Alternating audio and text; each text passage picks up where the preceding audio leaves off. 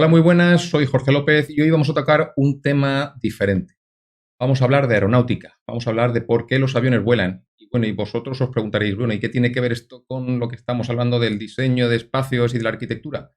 Pues vamos a intentar relacionarlo todo, porque como yo bien digo, todo está relacionado. Así es que vamos a empezar a hablar de sistemas hidráulicos en la antigüedad y vamos a ver cómo está perfectamente relacionado con la aeronáutica o con, mejor dicho, con la aerodinámica o por qué los aviones vuelan. Así es que vamos a ello.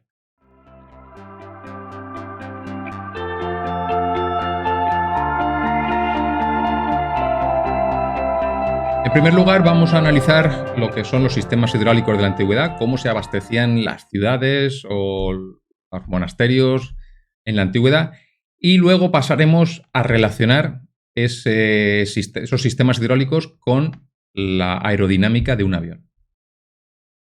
¿Cómo se abastecían las ciudades en la antigua Roma? Bueno, pues como todos sabemos, muchas veces recurrían a acueductos, pero ¿qué ocurría cuando se tenía que pasar el agua en un valle muy profundo?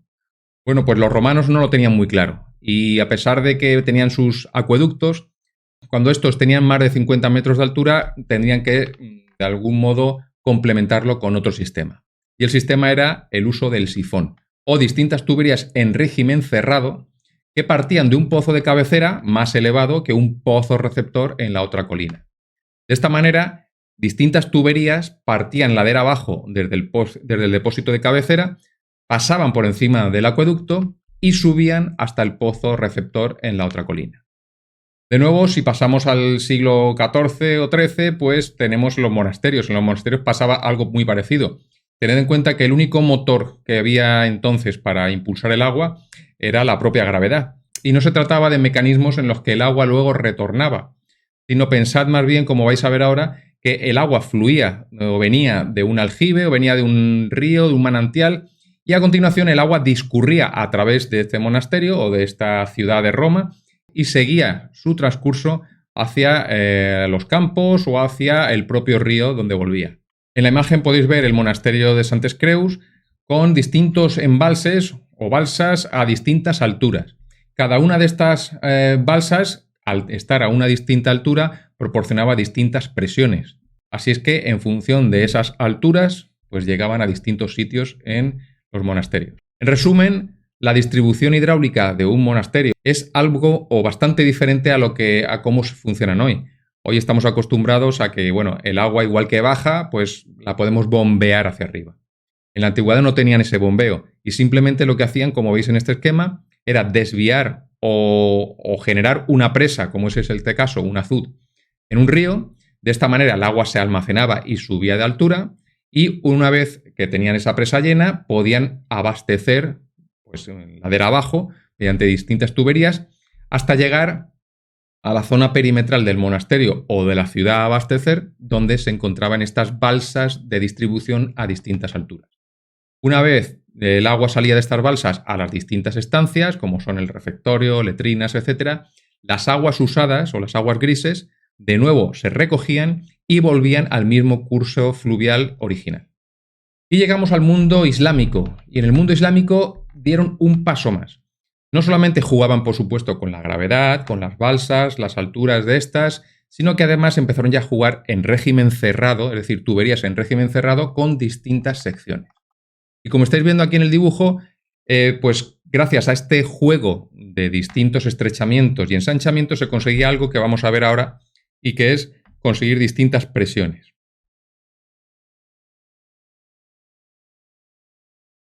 Vamos a hacer un pequeño esquema de cómo se podía abastecer pues, una serie de fuentes en el mundo islámico. Tenemos un pozo, una alberca inicial, una serie de fuentes en el punto medio y los cultivos de riego en la zona inferior. ¿Vale? Tenemos la alberca o balsa, tenemos las fuentes donde queremos hacer estos juegos de agua y por último los cultivos que tenemos que regar. Bueno, pues lo primero que hacían es desviar el río para rellenar la alberca, la cual discurría a las fuentes donde se jugaba con este tipo de tuberías que hemos visto y que vamos a ver ahora. Y, por último, se regaban los. Centrándonos en las tuberías, pues estos estrechamientos voy a hacerlo un poquito exagerado. Lo que tenemos es pues, una sección a la cual vamos a llamar es S sub A, que ya veis que tiene un diámetro, y S sub B a la sección menor. Y el recorrido del fluido, pues evidentemente, pues lo que hace es que con esa sección le obligamos a comprimirse en la sección S sub B. Pero bueno, ¿qué está ocurriendo aquí? Bueno, pues desde el punto de vista de la mecánica de fluidos hay una equivalencia que se tiene que cumplir, y es que el caudal en A debe de ser igual al caudal en B. O dicho de otra manera, la sección por la velocidad en A debe de ser igual a la sección por la velocidad en B. Y la sección en A es mucho mayor que la sección en B, como hemos visto. Lo cual implica que la velocidad en B debe de ser mucho mayor que la velocidad en A. Y Bernoulli nos enseña que también hay una relación entre presiones y velocidad. Y de forma muy resumida, porque no quiero hacer aquí fórmulas largas, presiones y velocidad se relacionan. Y hay una equivalencia entre la presión y la velocidad en A con la presión y la velocidad en B. Pero hemos dicho que la velocidad en B es mucho mayor que la velocidad en A. Con lo cual la presión en B debe de ser mucho menor que la presión en A. Y esto es fundamental, quedaros con este concepto al que hemos llegado, es decir, estrechamientos de fluido, cuando comprimimos el fluido le estamos obligando a que vaya más rápido. Y por tanto, al ir más rápido, la presión va a ser menor, como vamos a dibujar. Aquí la presión será, pues, llegará a poca altura, por así decirlo, el agua, si hacemos esa perforación superior, aquí llegará a mucha altura y aquí a menos altura. Y ahora todos estos conceptos los vamos a traspasar al mundo de la aerodinámica de un avión. ¿Qué está ocurriendo en un perfil aerodinámico? Es decir, en la sección transversal de un ala. Bueno, pues que el viento, pues de nuevo está fluyendo y gracias a esta forma estamos comprimiéndolo en la parte superior de lo que se denomina el borde de ataque. ¿Vale? En el borde de ataque el fluido del aire, que es otro fluido exactamente igual que el agua, se comprime. Y en la parte inferior, ¿qué está ocurriendo? Pues que con la forma que hemos dibujado está frenándose el aire. De tal manera que la velocidad en la parte superior del ala es mucho mayor que en la parte inferior. Y ya hemos dicho que si la velocidad es mayor, la presión es menor. Con lo cual, si la velocidad es mayor en el punto 2, la presión es mucho menor en 2 que en 1.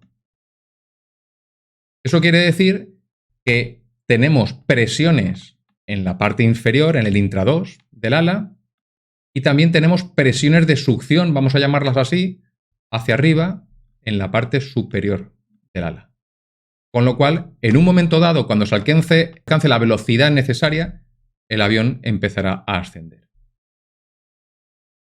De nuevo vamos a dibujar aquí otro perfil aerodinámico para que entendamos otro concepto. Vamos a dibujar lo que es la cuerda aerodinámica que une la recta, que une el borde de ataque con el borde de fuga. ¿Y os acordáis del conjunto de presiones que hemos dicho antes? Bueno, pues todas esas presiones se resumen en una fuerza llamada la presión aerodinámica, que se sitúa en el centro de presiones, que más o menos está a una cuarta parte de la longitud de la cuerda, como estoy dibujando. En ese punto se sitúa la resultante de todas las presiones que hemos visto anteriormente.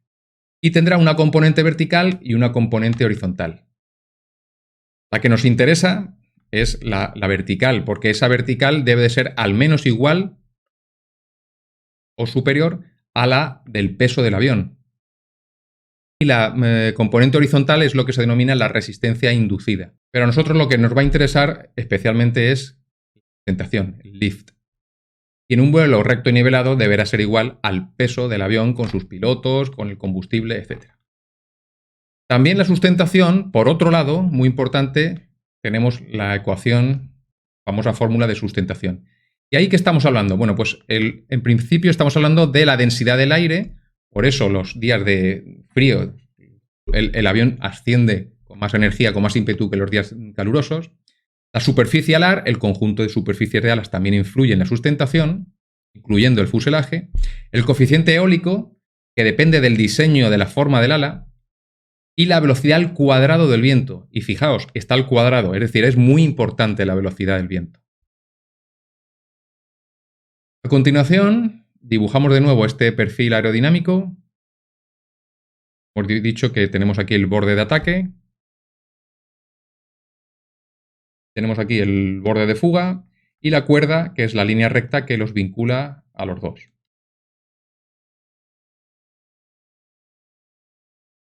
Pues hay otro concepto fundamental para entender pues, por qué los aviones vuelan o cuándo, mejor dicho, cuándo pierden la sustentación.